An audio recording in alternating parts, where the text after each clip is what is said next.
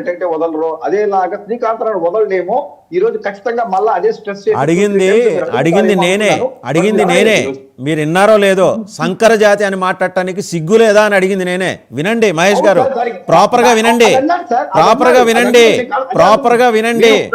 మీరు మాట్లాడేప్పుడు ప్రాపర్ గా వినాలి.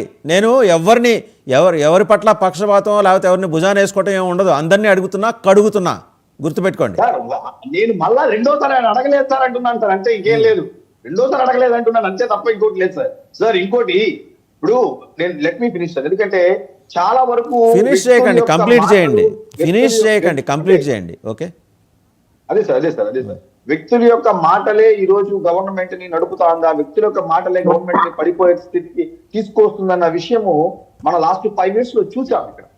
కాబట్టి ఈ గవర్నమెంట్ అన్నా కానీ మేమన్నా కానీ కూటమి ప్రభుత్వం కూడా మాట కానీ ఏదన్నా తీరండి చాలా ఇంపార్టెంట్. ఎందుకంటే జగన్మోహన్ రెడ్డి గారు బటన్ నొక్కినారు అన్నట్టు దానే ప్రజలు చూసినట్టయితే ఈ రోజు నిజంగా 11 సీట్లు పరిమితమయ్యే పార్టీ కాదు. అది కాకుండా ప్రజలు ఇంకేదో ఎక్స్పెక్ట్ చేస్తున్నారు. సో అది ఏంది అనేది కూటమి ప్రభుత్వం. మీకు చిన్న ఇన్ఫర్మేషన్ సార్, ఎందుకంటే ఈ రోజు ఏదో వైఎస్ఆర్సీపీ వాళ్ళు ఏదో తీసుకెళ్లి వినతి పత్రం అంతా కూడా అంబేద్కర్ విగ్రహానికి ఇవ్వాలని డిసైడ్ అయినప్పుడు నేను just went for data crime report NCRB reports ప్రకారం 2023-24 ఏపీ అందులో 10th ప్లేస్ లో ఉంది.